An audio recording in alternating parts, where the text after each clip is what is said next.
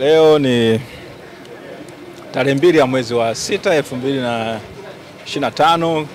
Mahakama ya Hakimu Mkazi Kisutu chini ya Hakimu Mfawidhi Kiswaga ilikuwa inakuja katika kesi ya uchunguzi wa awali kuhusiana na makosa ya uhaini dhidi ya Tundu Antipas Lissu.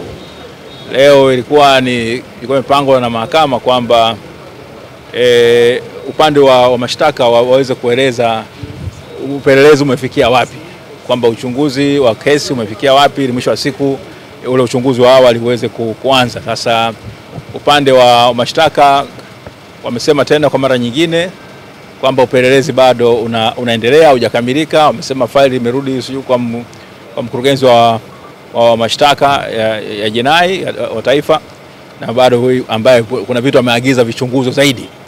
Sasa upande wa utetezi tunapinga kwamba si sahihi aingia akilini kufungua kesi kubwa namna hii ambayo inahusisha tu maneno ambayo anasema kwamba nimeleta uhaini, alafu kasema unaenda kupeleleza maneno. Kasema pengine kama walikuwa wanahitaji wataalamu wa falsafa kama Mtakatifu Paulo au nani alipokwenda Ugiriki, sawa sawa, lakini haya ni maneno ambayo yametamkwa na yameandikwa kwenye mashtaka. Kwa hiyo ilikuwa na hoja kwamba pengine ni namna ya kuchelewesha kesi na kumnyima haki mteja wetu ambaye yuko ndani. Upande wa mashtaka wakawa wamesema hapana, wenyewe unaamini kwamba una haki ya kisheria kuweza kuendelea kuchunguza, ili sio miongoni mwa yale makosa ambayo yanatakiwa upelelezi huo umekamilika ili kabla mtu hajafunguliwa mashtaka.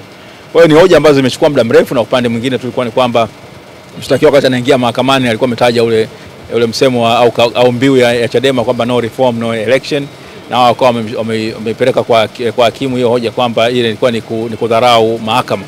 Mwisho wa siku mahakama imesema kwamba haikuwa sahihi kwa sababu hakimu alishaingia, basi mshtakiwa pamoja na umma ulikuwa pale mahakamani hakutakiwa kuweza kuitikia aliposema no reform no election, na watu hakutakiwa kujibu. Kwa hiyo akawa ametoa tu onyo kwa pande zote mbili kwamba mahakama inapokuwa imeshakaa basi kauli za namna hiyo zisifanyike. Lakini akasema kwamba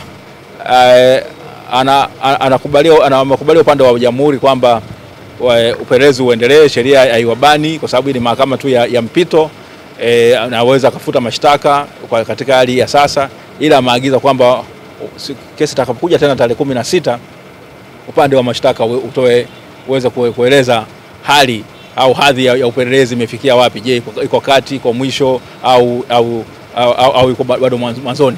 Kwa hiyo ndio hali ambayo imejitokeza. Ni kesi ambayo ilikuwa na mvuto mkubwa, hoja zilikuwa ni ndefu, marejeo mbalimbali ya sheria ya maamuzi ya mahakama kuu na mahakama ya rufaa yalifanyika, lakini basi hakimu ndio ambavyo ameagiza.